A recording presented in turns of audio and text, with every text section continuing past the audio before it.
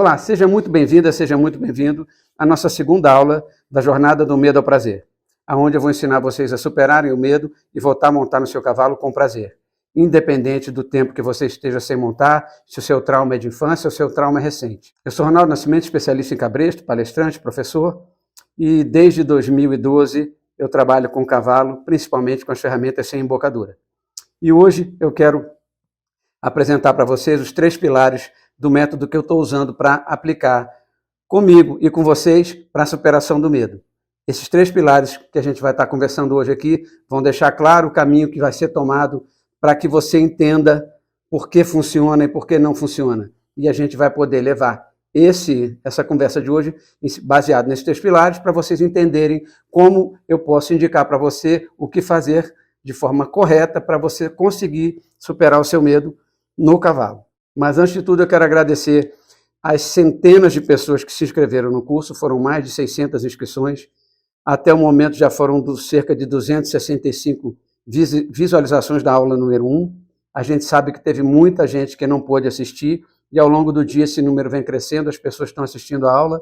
Então, se você chegou aqui agora e ainda não assistiu a aula número 1, para de assistir esse vídeo agora, volta lá para você assistir a primeira aula, para que tudo que a gente vai falar aqui faça sentido para você. Para que quando eu conte um detalhe ou outro, você esteja embasado ali e não tenha chance nem de duvidar. Porque na aula passada eu contei um pouco da minha história, de como eu consegui desenvolver esse relacionamento com o cavalo e essa base que eu desenvolvi profissionalmente para que me desse condição de estar trabalhando junto a treinadores, aos equitadores, aos cavaleiros, às amazonas, com o meu trabalho e através desse trabalho eu chegar à conclusão de que o cavalo nem sempre é culpado de tudo. Eu acredito que a maioria das vezes ele não é nada culpado. Então, muito obrigado por quem assistiu. E essa aula hoje ela vai ser um pouco mais livre, porque meu time ficou até um pouco bravo comigo aqui, porque estava tudo programado. Mas depois da aula de ontem, das pesquisas, eu dei uma mexida na estrutura aqui para a gente poder chegar mais nos problemas que são comuns aqui. Então, como muita gente, já são mais de 150 pesquisas respondidas, aonde a gente passa por um caminho do centro ali que tem muito problema parecido, né? E a gente vai estar falando disso aqui hoje, então resolvi dar essa mudada aí para fazer isso aí. Eu vou até pedir licença para ajeitar o chapéu aqui e até para mostrar para as pessoas que eu não sou careca, porque alguém andou perguntando aí se eu era careca, né? Porque todo mundo está de chapéu e boné, o pessoal acha que é careca. Nada contra. Então, dito isso, eu quero falar para vocês que nós vamos conversar hoje aqui sobre os 3 pilares nos quais eu me baseei para poder desenvolver uma metodologia que pudesse te dar controle sobre o cavalo, controle sobre você e as suas emoções, né? Trabalhando com 3 pilares. As ferramentas que você usa no cavalo. Freio, bridão e também o hackamore, side pull, 7 nós, Indian hackamore, que são as ferramentas sem embocadura, que é onde eu tenho trabalhado durante os últimos 10 anos, pelo menos. Vamos deixar os 2 primeiros anos em que eu vim mexendo com isso como aprendizado, e ao longo desses 10 anos, trabalhando com as pessoas, eu usei como base para esse estudo, para desenvolver esse trabalho aqui, como eu já aproveitei ele para ensinar treinador a corrigir problemas na doma, na equitação, com o uso correto das ferramentas sem embocadura, ou seja, as que não têm ferro na boca, que o pessoal costuma chamar de bitless, quando vem do inglês, né? Falar disso, aonde começa toda a tradição, muito da língua inglesa, por causa da Europa e também dos Estados Unidos. E aí eu me baseei nesse trabalho dos últimos anos, na minha experiência, como eu contei na última aula, na minha experiência de vida, no meu aprendizado, na minha história com o cavalo e na minha própria história de vida. Então, eu quero, antes de tudo, deixar uma coisa clara aqui. Você pode não gostar da aula, você pode assistir, não acreditar, você só não pode me usar como uma desculpa para não voltar a montar. Ah, porque eu vi lá no curso lá, então não acredito. Não, cada pessoa é uma pessoa. E a minha ideia aqui é verdadeiramente ajudar você a montar, você voltar a montar, como o caso da Jaqueline.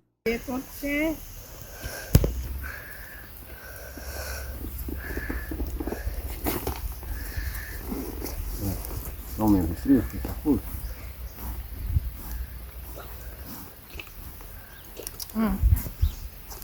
Tá bom. Só pra andar um pouquinho. Não, 40 minutos, tá bom. 40 minutos.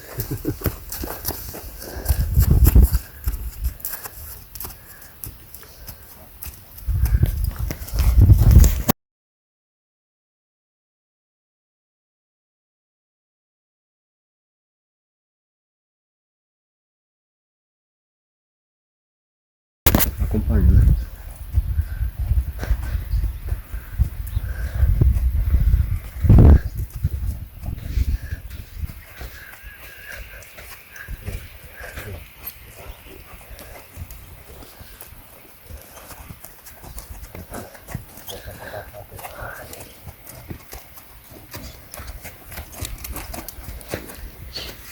É isso mesmo que eu tenho medo.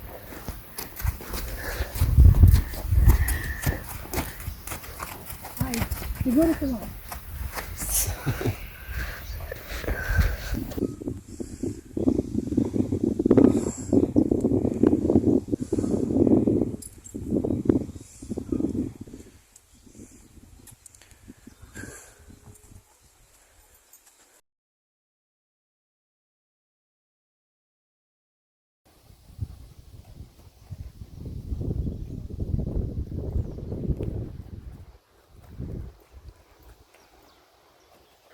Oi, Ronaldo. Aqui. Não deu para filmar, mas amanhã acho que eu vou montar de novo. E foi muito bom hoje, viu? Deu tudo certo. A égua obedeceu. Fiz o exercício. Foi bem prazeroso hoje. Montei uns 40 minutos. Chegando agora em casa. Beleza? Aí amanhã eu vou ver se eu consigo fazer o filminho e te mando. Que aí você já tem material para analisar aí pra gente conversar semana que vem. Beleza? Obrigada, viu? Tchau, tchau. Então, sobre todos os motivos que você possa ter e objeções que você possa ter para não seguir adiante no desejo de superar o medo de montar, essa desculpa é uma coisa particular de cada um. Assim como a coragem de resolver, a vontade de não seguir atrás de tentar resolver, isso é de cada um. Então, a nossa ideia aqui é te ajudar, te dar condições ao máximo de você entender esse processo dentro dos 3 pilares do curso e da maneira como eu vou colocar para vocês de uma autoanálise, né? A pessoa, quando vem trabalhar comigo, quando eu desenvolvo algum trabalho com alguém nessa área, a primeira coisa que a gente faz é preencher uma ficha. Então, a gente faz uma análise da pessoa. E eu quero que você tenha primeiro essa visão sobre si mesmo. E os 3 pilares vão te dar subsídio para que você entenda, na sua autovisão, aonde pode estar a solução do seu problema ali. E os 3 pilares são as ferramentas sem embocadura, a sua equitação e o comportamento do cavalo, a sensibilidade do cavalo, né? Então, assim, ferramenta, sensibilidade do cavalo e equitação. E esses 3 pilares, na verdade, são o que sustentam a equitação perfeita, o conjunto perfeito, né? A ideia toda que eu trabalho aqui é de que esses 3 pilares deem a base de sustentação para uma equitação conjunta com o cavalo. Você vai trabalhar com o cavalo como uma peça só. Você não pode subir no cavalo, ele está fazendo uma coisa, você está fazendo outra, que é o mais comum de acontecer quando não está organizado isso. Então, se você não organiza esse tripé, a coisa balança. E eu tenho percebido aqui, na maioria das pessoas, que o medo, né, está muito ligado a uma série de dispositivos ligados a esse tripé, a esses 3 pilares. Porque ou é defeito na sensibilidade do cavalo, ou seja, você entender a sensibilidade do cavalo, né, e passar para o cavalo comandos e sensações que permitam que ele relaxe, que ele entre em sintonia com você, que é a palavra que eu estava buscando aqui lembrar, é a sintonia que tem que estar perfeita. Então, assim, você ajeitou a sua mão e as ferramentas, você deixou o cavalo em estado psicológico dentro de uma tranquilidade, um relaxamento com você, aí a sua equitação entra e funciona junto. Porque o cavalo que foi domado e treinado para ser equitado, um cavalo que foi feito para ser montado, ele tem que conhecer todos os códigos que você aprendeu na sua equitação. Quando há uma defasagem de informação entre um e outro, começam a surgir os problemas e daí nasce a insegurança. E a insegurança nasce de um balançar de cabeça, de um disparar do cavalo, de uma queda, e aí o medo aparece, e quando ele toma conta é muito difícil de você conseguir sublimar isso aí. Você não passa por, daqui a um tempo, né? Que são os erros que a gente vai falar mais na frente, estão ligados a essas 3 áreas que eu vou falar aqui agora durante um tempo, para que quando eu chegar no que a gente vai fazer certo, que a gente vai hoje conversar aqui sobre o que fazer certo para superar o seu medo ou começar essa jornada para superar o seu medo, né?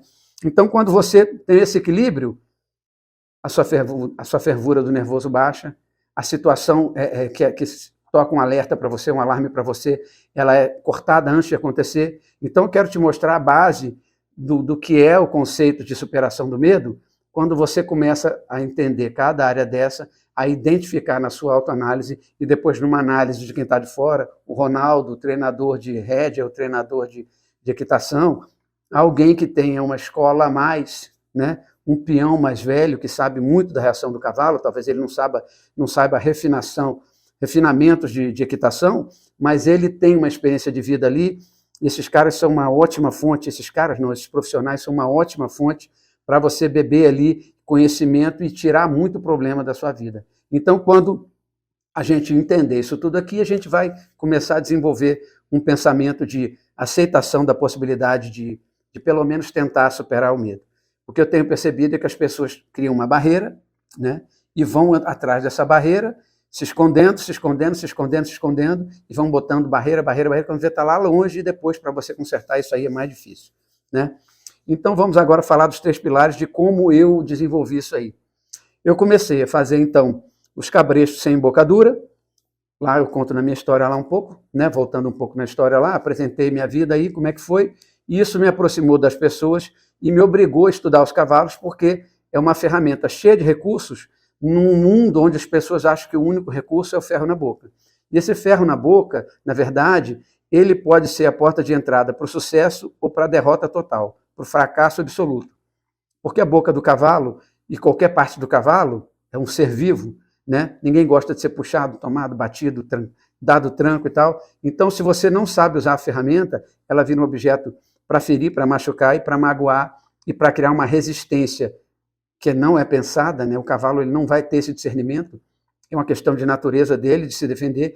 Quando ele vai criando uma resistência, fica muito difícil de você recuperar isso aí. Trauma de boca, trauma de espancamento, né? Trauma de fome, isso tudo mexe muito com o cavalo, que tem uma capacidade de processar os pensamentos muito, muito limitada. Então, quando eu entro nesse mundo, eu descubro as ferramentas sem embocadura, e a grande chave, o grande clique para mim aí, quando teve que eu decidi ensinar as pessoas, foi que eu precisaria saber mais, né? Corroborar o que eu falei ontem. E aí, nessa busca de informação, nesse primeiro tripé das ferramentas aí, porque eu ainda não tinha equitação suficiente no começo, né? E nem entendi a sensibilidade do cavalo como eu entendo hoje, então minha porta de entrada foi isso aí. E, na verdade, quando eu começo a entender e começo a desenvolver isso aí, eu descubro uma ferramenta que está à frente de uma filosofia de doma e de equitação muito antiga. E aí, quando eu descobri essa ferramenta, eu me apaixonei por ela.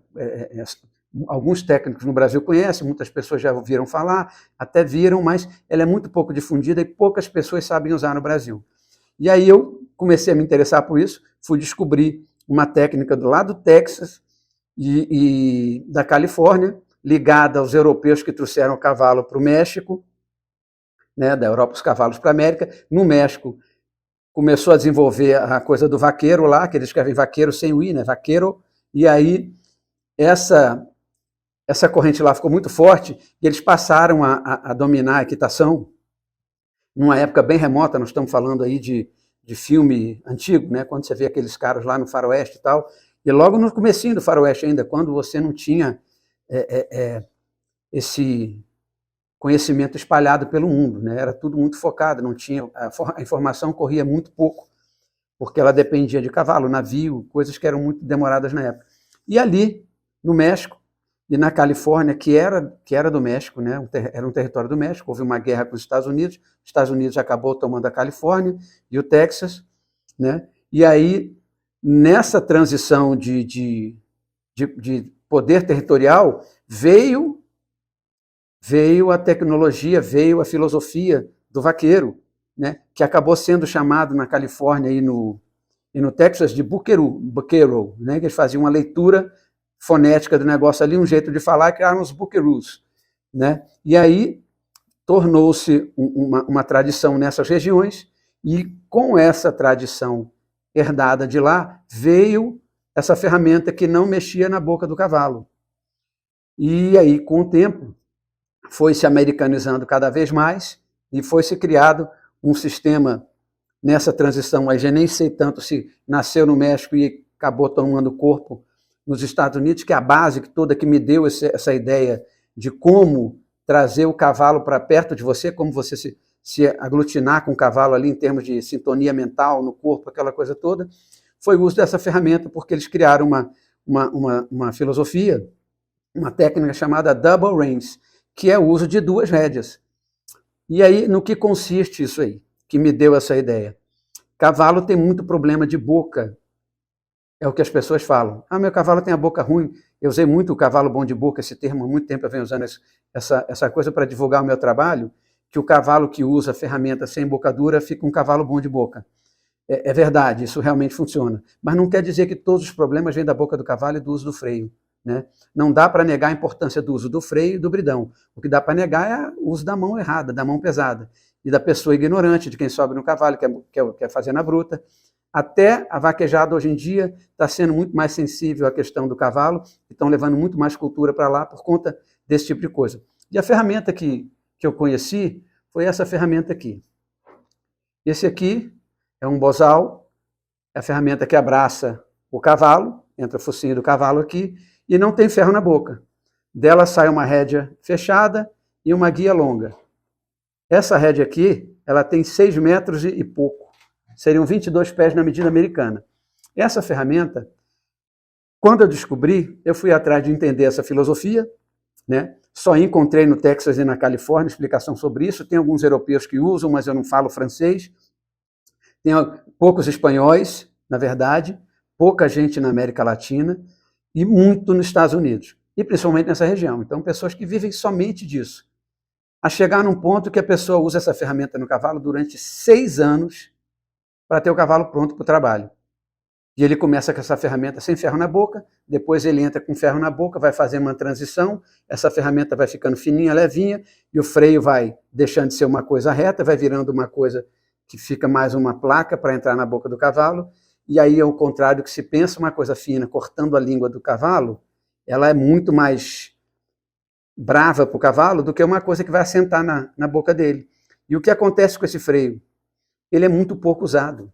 O cavalo aprendeu tanto a fazer tudo com a ferramenta sem ferro na boca, desde o primeiro momento, todo o flexionamento e tudo, que eles têm um cavalo num nível de tranquilidade, de parceria muito grande, né? Então leva 6 anos para eles formarem um cavalo desse para trabalho.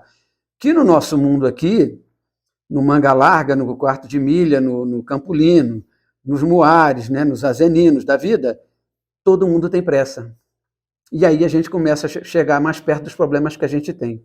Então, esse pilar da ferramenta, ele é muito importante porque é onde eu vou trazer para você que está tendo algum problema, um canal de comunicação e não um canal de domínio com o cavalo. As pessoas que pensam que o freio domina o cavalo têm um problema muito grande nas mãos, literalmente, porque se o cavalo não quiser parar, não há nada que faça ele parar. Então, qual é o trabalho nosso? Saber usar a comunicação para que o cavalo queira parar.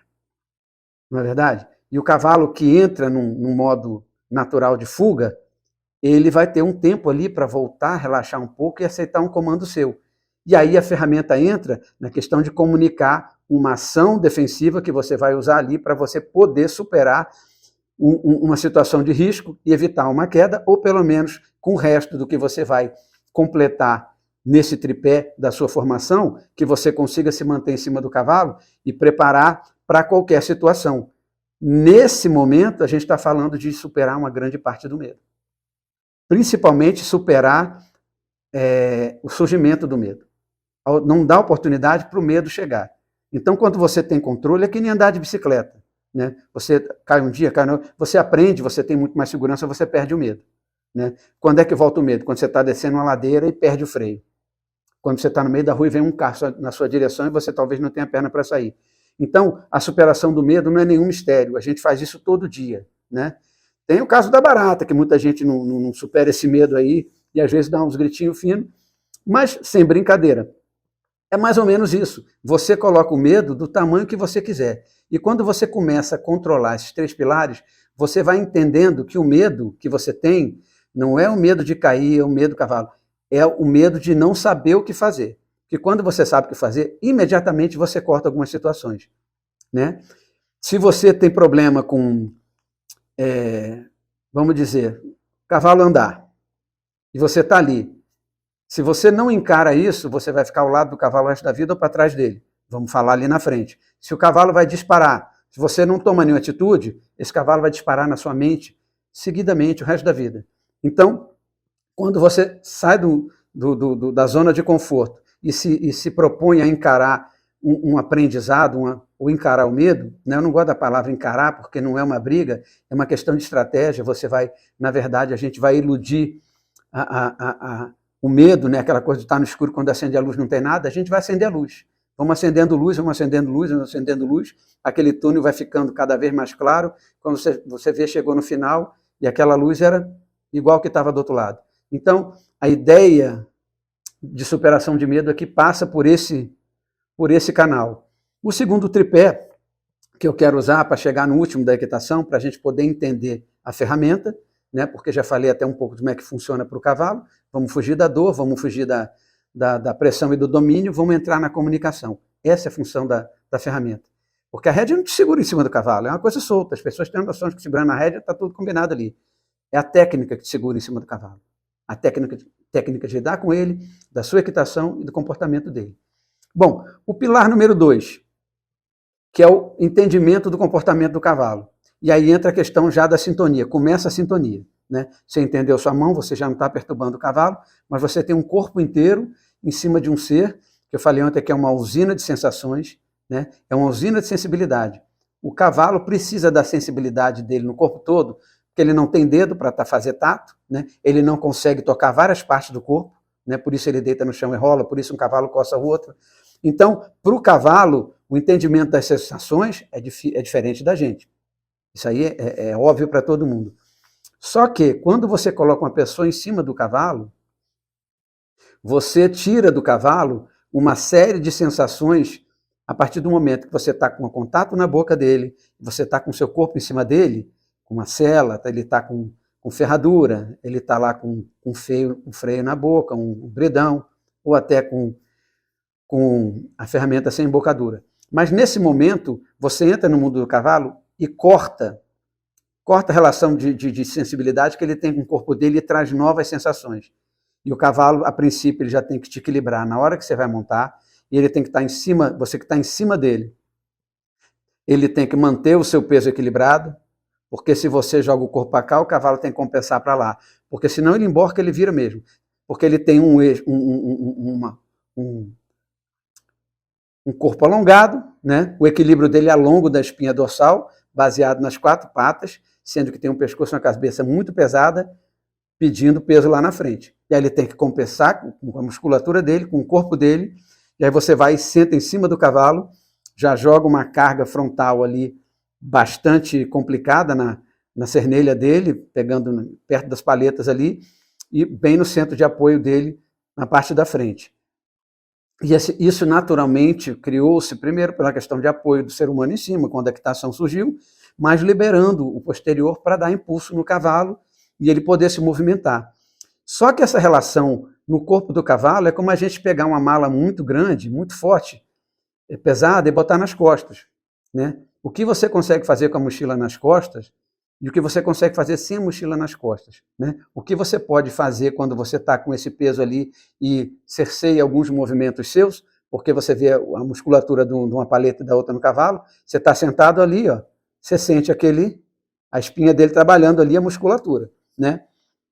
Na espinha dorsal do cavalo, quando chega ali aquela parte da cernelha, que chega o pescoço no corpo do cavalo, a parte de cima da nuca, desce até onde encontra o corpo do cavalo, se a gente puder explicar assim, a espinha dorsal dele vai ali até a ponta do rabo. É uma coisa só. Só que nesse início aqui, a espinha dele não é uma coisa que está assim, seguida, certinha, não. No começo da cernelha, essa ossatura ela é muito mais alta. E ela vem diminuindo e depois ela se incorpora aqui em várias camadas mais baixas. Mas aqui na frente, ela fica assim, ó. Tem a parte das costelas saindo e ele fica uma parte alta, quase que a altura da minha mão aqui. E ali junta a musculatura do cavalo. E é ali que você senta, ali que você bota a sela, né? E lembra que dessa espinha dorsal dele vão passar toda a informação nervosa do cavalo. Todas as sensações que ele vai ter lá e tal. Então, quando você está em cima do cavalo, você está atuando na sensibilidade dele, corpórea lá, tanto na musculatura, quanto você cortando o sinal de informação, apertando a barriga dele, apertando o focinho dele, né? Apertando a bochecha dele, dependendo da ferramenta como você colocou, apertando debaixo do queixo. E aí você está cortando o sinal. Querendo ou não querendo, você está ali influenciando o cavalo e ainda jogando uma série de informações novas ali, e às vezes até nesse mesmo ponto. Então, como é que funciona a sensibilidade do cavalo? Cavalo, para ele tudo é preto ou branco. Cavalo não fica, é cinza ou é marrom, vou para lá ou vou para cá. Ele vaza na braquiária, como se fala. Então, para o cavalo, quando você começa a cortar essas coisas todas, você começa a criar, e agora a gente vai entrar numa coisa muito importante nesse entendimento da superação do medo e dos pilates, tá? Quando você começa a interferir na capacidade do cavalo usar a sensibilidade dele, seja respiratória, a gente vê muito em cavalo de salto, né? Uns tipos de embocadura alemã que passam 2 fibras aqui, 2 tiras de couro aqui, mais uma aqui. Às vezes você vê o cavalo até com aquilo pressionado assim, e a boca até meio esbeiçada assim. E o cavalo ali babando e tal. Então, ali você está cortando a respiração do cavalo, a sensibilidade dele na boca dele, a capacidade dele respirar para um animal daquele tamanho, para a potência que você exige dele, isso causa uma tempestade mental muito grande no cavalo. E ele vai muitas vezes forçado pela rédea, pela espora e tudo, porque ele não sabe o tamanho que tem, e quando ele descobre, realmente é o que a gente evita ao máximo. Então, quando você começa a influenciar nisso aí, você está ali com a barrigueira apertada, às vezes tem barrigueira de duas tiras, e você está ali apertando o cavalo, e dependendo do esporte você tem outros acessórios, e você já cortou uma informação principal. O cavalo entrou no estado mental que já não é mais o normal dele. E aí você começa uma série de situações potenciais que podem realmente caminhar para um resultado ruim, que seria um acidente, um comportamento indesejável, que você não quer encarar, você não sabe encarar. Então, quando você entra no pilar da sensibilidade, você tem que reconhecer alguns sintomas que o cavalo te passa. E é o que a gente vai estar sempre olhando, né? Nesse processo de buscar do medo. O meu cavalo balança demais a cabeça. Teve gente que orientei que na primeira sentada depois da orientação, entendeu que era a mão dele que estava fazendo o cavalo bater. A embocadura estava muito puxada. Ou o cavalo tinha um dente de lobo. Ou o cavalo tinha um problema na boca, um ferimento. Né? Ou o cavalo está com problema no rim. Ou o cavalo está com problema lá com alguma abronemose, com algum verme, com algum oxiúro, alguma coisa lá que está coçando ele lá na região traseira dele. Tudo isso reflete em movimentos involuntários no cavalo, dependendo de onde for, muita coisa de cabeça, muita coisa de rabo.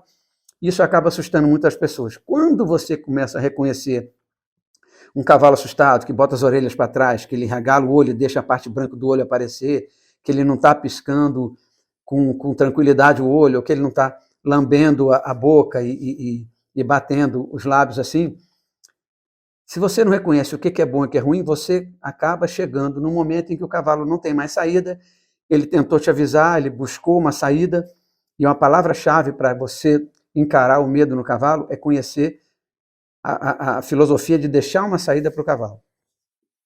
Como é que eu vou explicar isso aqui? O cavalo ele precisa sair da pressão. O cavalo ele pode estar com mau comportamento por causa de frustração, ele não está entendendo, você está colocando uma situação chata ali, ele está entendendo, e você não percebeu que o cavalo não está entendendo, e você continua naquilo, o cavalo acaba, não, estou de saco cheio e vou cortar isso aqui. E ele tem uma reação que pode ser correr, pode ser pular, pode ser corcoviar, né? Então a gente não sabe, vai depender muito do tipo de situação que acontecer, mas você poderia ter percebido. Ou então medo, o cavalo começa a demonstrar sinais de alerta, né? Essa coisa de estar olhando para um lado e para o outro, está preocupado, fica mais enrijecido, quer olhar para um lado, você não deixa, quer olhar para o outro, você não deixa. Aí você tem um cavalo que está com medo, a última solução dele é fugir. Né? E num terceiro aspecto que a gente tem que analisar na nossa condução da superação do medo, dentro dos 3 pilares, é a equitação. E aí a gente entra numa seara mais complicada um pouco, porque ela é mais complexa, porque cavalos vão variar e você não vai variar. Você é uma pessoa única, você tem a sua equitação, existe uma regra imposta, colocada, usada por todo mundo, é uma codificação que você tem que aprender para passar para o cavalo aprende a receber sinais de você. Então, na formação do cavalo e do cavaleiro da Amazônia, há um momento que se pensa na fusão disso aí. Né? O cavalo é treinado do chão até uma pessoa em cima, passando esse código, ele passa para isso.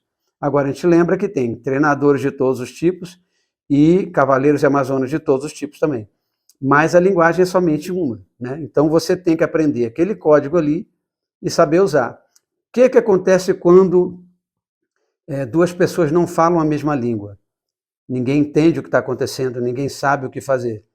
E aí você começa a entender de onde surgem os problemas. E no terceiro pilar da equitação, entra um outro aspecto, que é o aspecto de conhecer o seu equipamento. Eu separo as ferramentas do resto dos acessórios que são usados no cavalo, porque eles têm uma função diferente, eles mudam muito de esporte para esporte, de tipo de trabalho com cavalo para tipo de trabalho com cavalo. Então, o tipo de sela, arreio, selinho, seja o nome que você queira dar, o esporte que você use, montar no pelo, né? Então, a equitação, ela vem casada com o uso do equipamento. Então, quando você vai praticar um esporte, você tem que saber o equipamento que você está usando. Quando você vai fazer algum tipo de atividade que usa equipamento, você tem que conhecer aquilo ali. Então, eu diria que não é nem permitido você não conhecer como se coloca uma sela, como a sela funciona no cavalo, onde ela vai incomodar, onde ela vai funcionar, se colocar mais para frente, colocar mais para cá. Né? E aí você vai ver o uso desse equipamento, o que ele está causando no cavalo, o que está acontecendo com esse equipamento durante a sua relação montada com o cavalo ali, ou até trabalhando no chão, com uma guia, no redondel, alguma coisa. Você tem que saber como você vai lidar com isso aí. E esse é um grande problema. A maioria das pessoas não sabe muita coisa sobre equipamento. Né? Então, quando você está em cima do cavalo, você tem que ajeitar o seu corpo. Essa é uma parte que a gente vai falar ainda sobre a postura sua, perna, mão, como é que funciona essa divisão do cavalo. Tudo que a gente vai estar abordando nesses 3 pilares é muito detalhado em cada área dessa. E essa complementaridade entre elas que acaba criando essa sintonia com o cavalo no uso de todos esses instrumentos quando você está em cima do cavalo, principalmente. Mas a sua equitação é entender, desde quando o cavalo sai da baia, ele é paramentado, ele é todo colocado, todo o equipamento nele, que você tem que saber a posição do estribo, tem que saber regular isso aí, você tem que saber montar no cavalo. Muitas pessoas montam erradamente, quando dando pulinho, não acham a posição correta para montar. Tem gente que vira de lado para montar no cavalo. Isso a gente vai discutir também mais à frente nessa parte da equitação, quando entrar na parte do equitador, da pessoa. Agora, na parte do equipamento, as coisas funcionam de uma forma que, se você não souber o que está acontecendo ali, você tem uma carga de problema potencial também para acontecer. Então, por que a função dos 3 pés? Porque você equilibrando os 3, você sabe quando o equipamento está fazendo problema, quando é a sua mão, quando é a sua equitação, o equipamento que você está usando enquanto está sentado. Ferramenta, equitação, equipamento completo e o comportamento do cavalo. Quando você consegue tirar o máximo de problema de cada uma dessas, você vai refinando a informação para o cavalo e para a sua, e como retorno como resultado disso, você vai melhorando a sua equitação. Se você está balançando menos no cavalo, o cavalo está tendo menos reação ao que você está fazendo, ele está tendo menos reação ao equipamento, ele não está dando reação de boca. Nós estamos chegando aí num ponto de tranquilidade bastante mais avantajado, mais forte, do que tendo algum problema em alguma parte. Então, essa filosofia que eu trago para vocês entenderem que superar o medo não é você ir no psicólogo. Né? Eu já falei até um pouco em algumas lives também, não adianta você ter um psicólogo se ele não entende equitação de cavalo de equipamento. Né? Ele pode te preparar para encarar situações né? Mas enquanto você não resolver a sua questão com o cavalo, que é onde está tendo problema, é onde o seu medo nasceu, né? Você tem que resolver no cavalo, você tem que resolver na sua equitação e você tem que resolver também nas suas ferramentas. Então, quando você juntar isso tudo, você está chegando lá. E aí, partindo para a parte da equitação do cavaleiro, você tem que saber a sua postura correta, a altura da sua mão, o tipo de movimentação que você tem de corpo para poder fazer o cavalo reproduzir o que ele já aprendeu, o treinador, através do que você aprendeu com o seu corpo, com o seu equipamento e com a sua mão na ferramenta, transmitir essa noção ideal do que está acontecendo. E por que isso? Porque isso explica uma equitação bem feita, uma prova que a pessoa treina, nada mais é para que a comunicação seja perfeita. São duas pessoas que não se comunicam a não ser por essa questão de tato, som de voz. O cavalo não adianta você falar com ele que ele não entende. Você pode treinar assim como um cão, a que ele reconheça o seu tom de voz e algumas palavras ligadas a um condicionamento de movimentação seu e de comando, que você consegue fazer responder ali, mas dizer que o cavalo está conversando com você é meio difícil. E nesse aspecto que a gente trabalha. Chegou na questão do cavaleiro. Você tem um equilíbrio errado, está pesando para o cavalo, está causando sensações nele. E agora a gente vai chegando no ponto de conversar o que a gente falou ontem. Dada essa base, a gente entendeu o que eu proponho para você solucionar alguns problemas. Eu vou passar umas duas atividades, se vocês quiserem fazer amanhã para chegar sexta-feira e estar comprovando que você tem possibilidade de fazer isso aí. Eu vou dar duas tarefinhas para quem quiser fazer, quem quiser testar, tiver com acesso no momento ao cavalo, né? E tiver principalmente, que é uma filosofia que eu tenho muito basicamente nisso aí, é o seguinte: você tem que estar preparado para cada atividade que você se propuser a fazer. Então, se você não está conseguindo montar no cavalo, não tem ninguém para segurar o cavalo, você não vai lá mexer com o cavalo. Se você tem alguém para segurar o cavalo, para você se aproximar do cavalo e começar, se o seu medo for nesse nível, né? Se o seu medo já foi em cima do cavalo, a partir do momento que começa a galopar, ou o cavalo que tem desobediência, então esse momento, esse medo ele surge em momentos diferentes, de tamanho diferente, de forma diferente. Então, vou propor 2 exercíciozinhos para quem estiver dentro, talvez não dê para todo mundo, ou pessoas que não tenham esse problema, tem um problema mais à frente, não dá para fazer tudo numa sessão só. Mas entendendo esse tripé, eu vou falar agora dos 3 problemas que eu falei ontem. E ontem eu falei dos problemas, para não errar a ordem aqui, eu só dei anotada nisso aqui, porque como eu falei que eu mudei o roteiro das coisas aqui, né? O primeiro erro que eu falei ontem, hoje a gente vai falar o que você deve fazer certo para corrigir isso aí. E o primeiro medo de ontem, que você faz errado com relação ao medo de montar, eu coloquei que é a questão de se afastar do cavalo ou pegar um cavalo mais manso. Bom, aí eu já comentei também que o cavalo mais manso não te ajuda a superar nada, né? Ele abaixa ali a sua expectativa e você passa a não buscar a solução, você passa a viver no limbo, você passa a viver ali numa enfermaria, esperando ficar bom, e o tempo passa, você não sabe se vai curar daquilo ali, então não te ajuda em nada. O que você deve fazer quando você tem um medo, para de montar num cavalo e quer passar para um outro cavalo, o meu conselho, o certo a se fazer, é não fazer isso aí. Nesse momento você para pensar. O que adianta você ir para um cavalo mais fraco? Você tem que resolver o problema naquele correto a se fazer, resolver o problema naquela condição, naquele patamar que você parou ali. Não adianta você voltar para trás, que você vai ver o problema maior ainda, né? Você não está se afastando, você está indo para baixo. Na minha concepção, você se afasta do problema, é uma visão errada, porque o problema está em você, você não consegue se afastar dele, mas quando você desce a sua expectativa, o seu problema cresce para você. Então, para você evitar que o problema cresça, você cresce para cima dele, e aí você vai encarar, você não vai atacar, nem depois você vai se postar ali para olhar. Aí você vai olhar o seu problema. Como é que você faz isso? Você procura um treinador, você procura um peão mais velho, você procura entender o que aconteceu, pergunta para as pessoas o que está acontecendo, né? Se você não entra no treinamento, se você não está disposto a fazer isso aí, você prefere ficar pagando um cavalo lá mais barato, um cavalo mais fraco, mais parado, para você poder ir ali fazendo um morninho ali, fazendo um banho-maria, você vai gastar a mesma coisa, como eu disse ontem, que gastaria num cavalo para resolver o problema. Então, assim, você já está gastando uma grana. Aí você para ficar estagnado ali, está jogando dinheiro fora. Então, é mais fácil você procurar uma ajuda uma aula extra de equitação, um curso, alguma coisa, para que você, uma orientação, se você tiver, para que você comece a entender e possa testar ali aonde você pode superar aquele erro ali. Ou melhorando sua equitação, ou descobrindo se é um problema do cavalo, testando outros cavalos, mas não mais fraquinhos. A coisa mais fácil de fazer é você buscar resolver o problema. Procura alguém, procura uma forma, paga alguém, porque é mais rápido e melhor e mais seguro, né? Se você não tem essa saída. E essa é uma questão, essa é a maneira certa de você encarar isso aí. E você vai ganhar tempo e vai superar o seu medo. E aqui eu coloco filosofia aqui. Cada passo de uma vez. Você que pegou o medo de uma vez, não tire ele de uma vez. Isso é bom ficar claro para todo mundo, que o seu medo não vai embora de uma vez. Ele está ligado em vários dispositivos em você, que são mentais, são físicos, a memória do próprio corpo, que eu falo até que ajuda na equitação.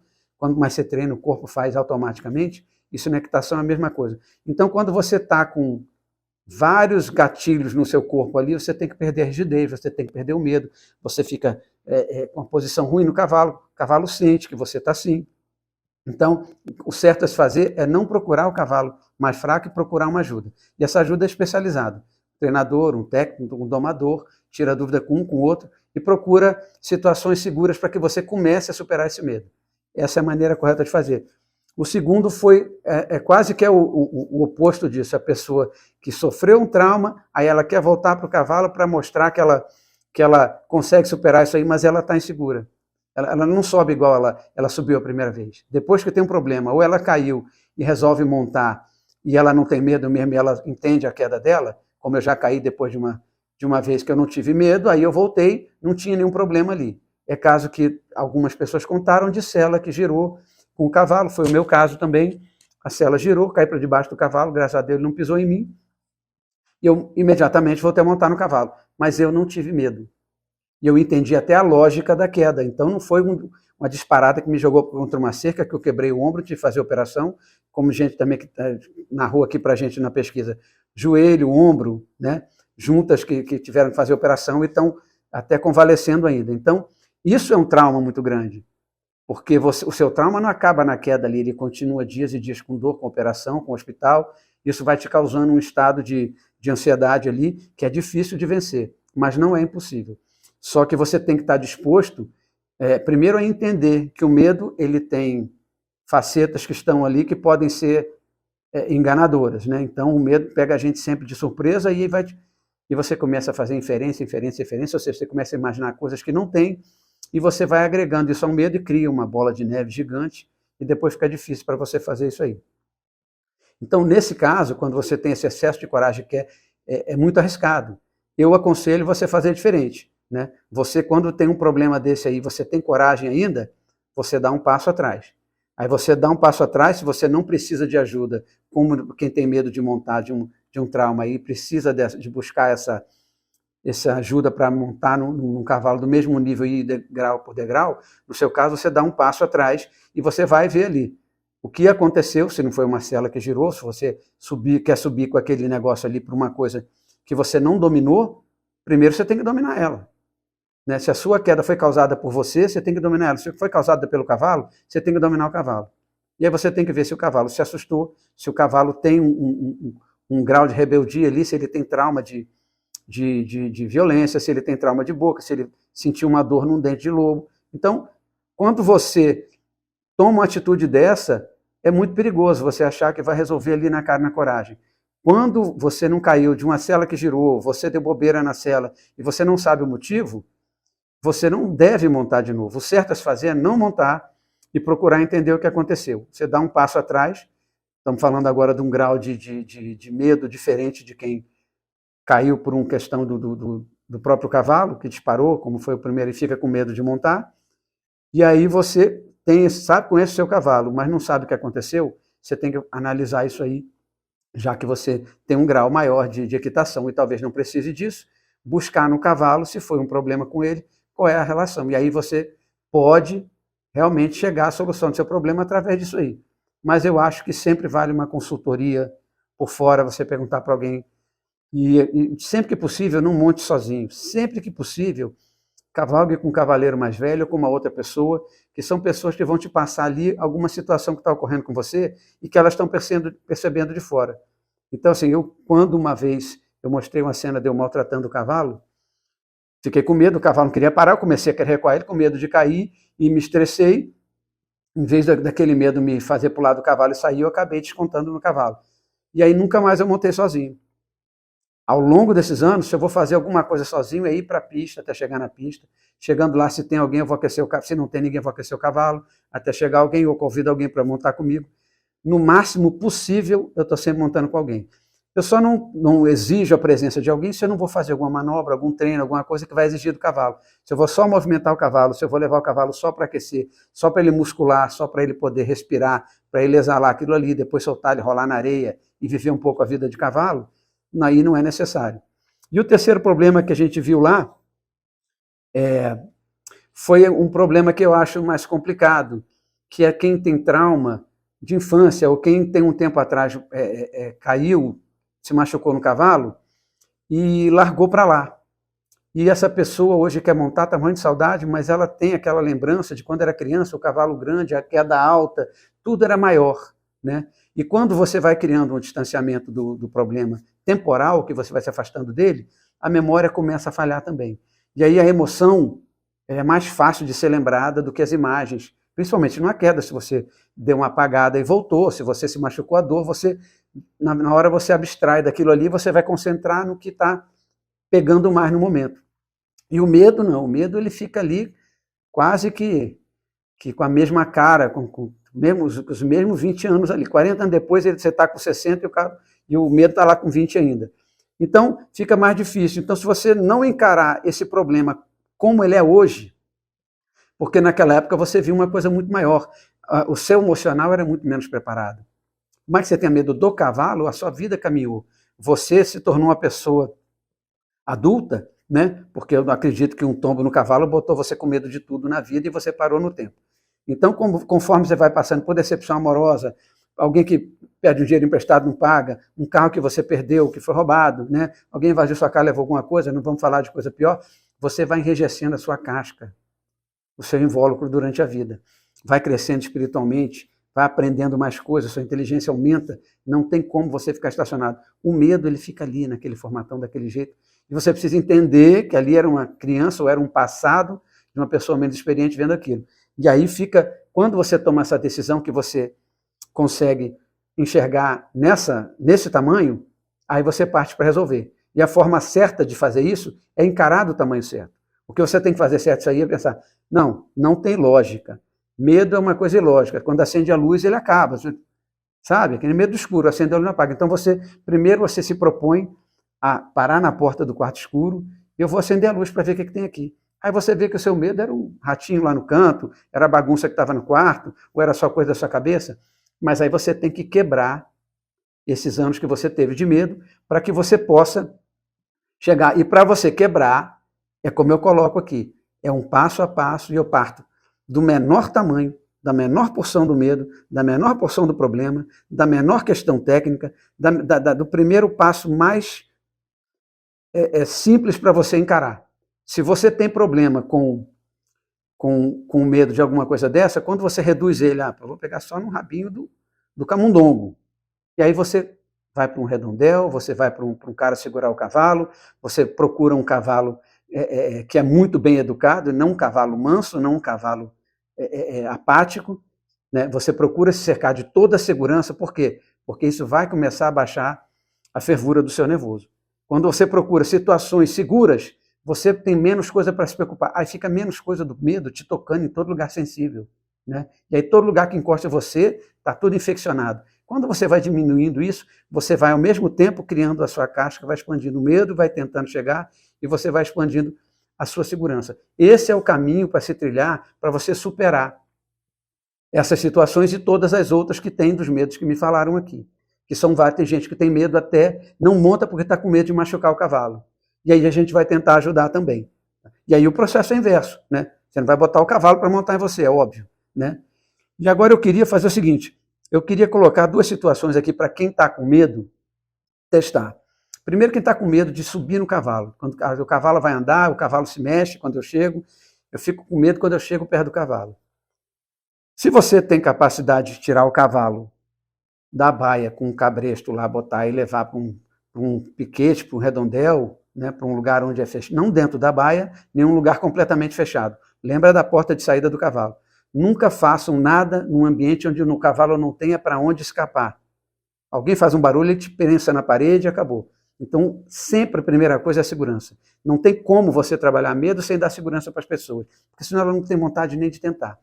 Então, quem tem medo de subir no cavalo, de chegar próximo dele, pega um tratador, pega o marido, pega o parceiro de montaria, pega alguém para segurar o cavalo com um cabresto, vai para um lugar com um redondel que tenha 6, 8, 10 metros para o cavalo poder escapar, você sair, você sempre ao lado do tronco do cavalo ali, entre o pescoço e o lugar de você montar, a cernelha ali naquela posição, mantenha sempre a sua mão numa posição que se o cavalo vier para você, você consegue que o peso do cavalo te coloque para trás, não aconteça nada, para ele não te atropelar. Essa é uma postura básica que a gente sempre ensina para as pessoas fazerem.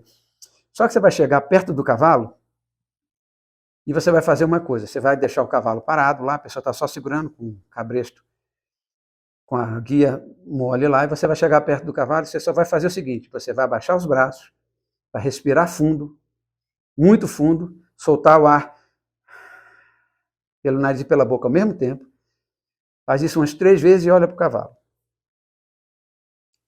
Pouco tempo o cavalo vai estar baixando a cabeça dele e vai relaxar também.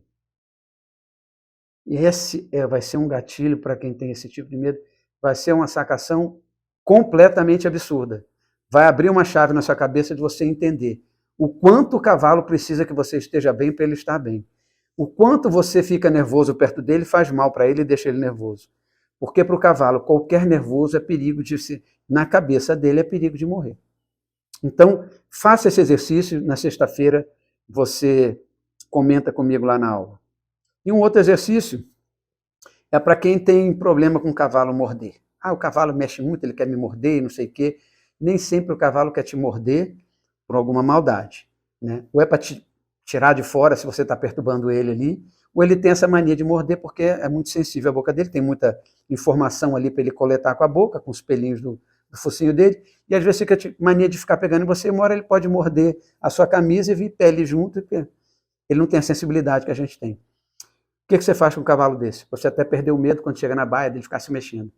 Você vai lá na bochecha dele, dá umas escovadas, né? E se ele tentar aproximar para você, você tira a mão e para de fazer carinho nele.